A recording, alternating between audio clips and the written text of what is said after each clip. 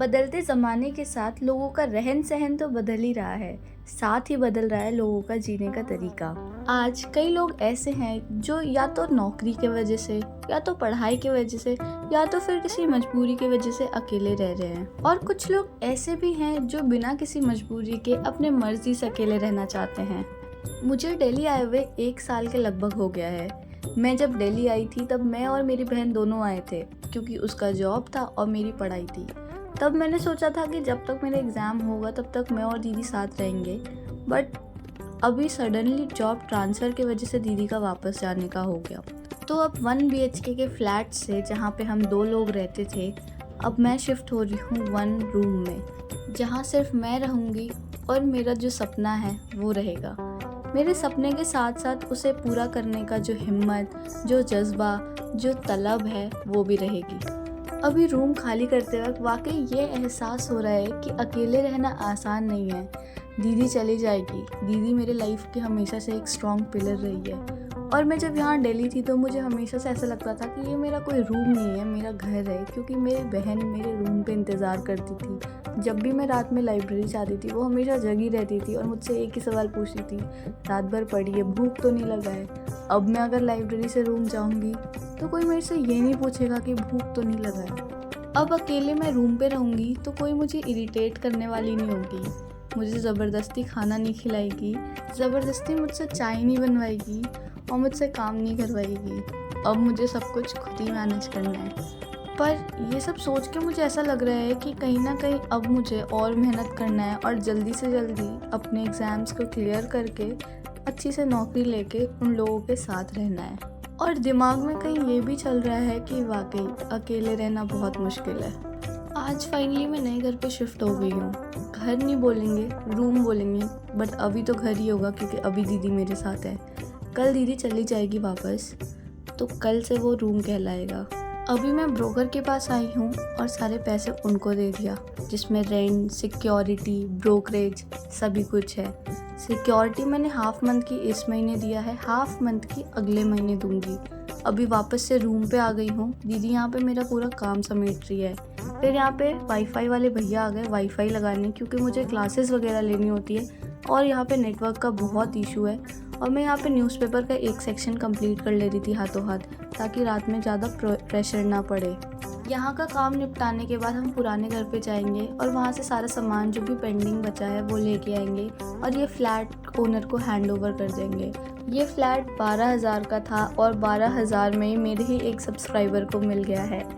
और मेरा जो ये फ्रिज था, जी हाँ, ये फ्रिज मेरा था।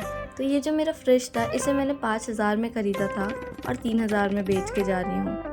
बहुत टाइम यूज़ किया है तो 2,000 रुपये डेप्रिशिएट तो हो ही जाता है। तो अभी मैं फटाफट नहा के पुराने वाले घर से लाइब्रेरी के लिए निकल गई हूँ और मुझे लेने आ गया था सुमित। दिल्ली जैसे जगह में इतने अच्छे दोस्त मिलना पॉसिबल ही नहीं हो पाता है। मुझे ऐसा लगता था कि दिल्ली में जो सारे लोग होते हैं वो अपने पढ़ाई के लिए आते हैं, बहुत सेल्फिश होते हैं, बट हर बार लोगों ने मुझे प्रूफ किया है कि मैं गलत हूँ।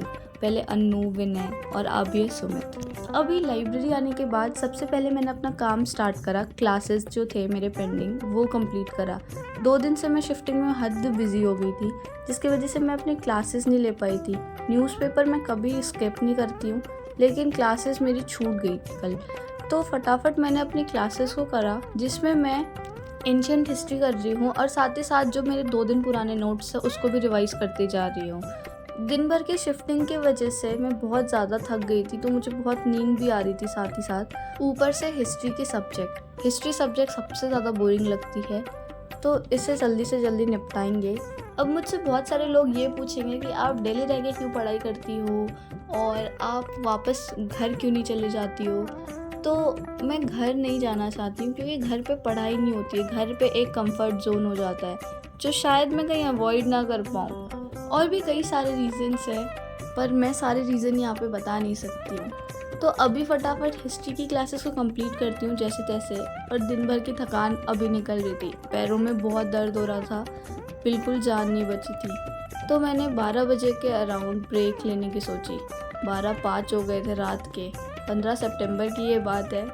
और लाइब्रेरी से निकल के दीदी को कॉल करा कि चाय पियोगी क्या। शायद ये दिल्ली की हमारी आखिरी चाय है साथ में, इसके बाद वो कभी घूमने आएगी तब पियेंगे हम चाय, बट ऐसे नहीं कि वो यहाँ पे रहती हो।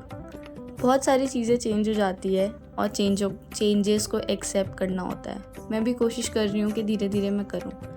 अभी मैंने न्यूज़पेपर स्टार्ट कर दिया था। उसके बाद ये जो क्लिप है ये पुरानी क्लिप है, क्योंकि मेरे फ़ोन डेड हो गया था और मैं न्यूज़पेपर को रिकॉर्ड नहीं कर पाई थी पढ़ते वक्त। लाइफ कितनी अनसर्टेन है, अनप्रिडिक्टेबल है। वैसे ही यूपीएससी एग्ज़ाम भी है, बहुत ही अनसर्टेन, अनप्रिडिक्टेबल। इस बार का मेंस सही था।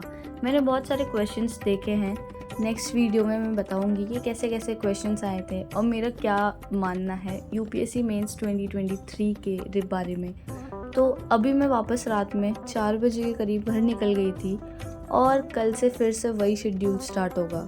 नेक्स्ट वीडियो में मैं अपने रूम टूर दिखाऊंगी और कैसा रूम लिया है वो दिखाऊंगी।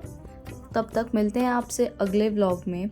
अपना ध्यान रखिएगा, सेफ रहिएगा, पढ़ते रहिएगा और अपने सपने को पूरा करते रहिएगा।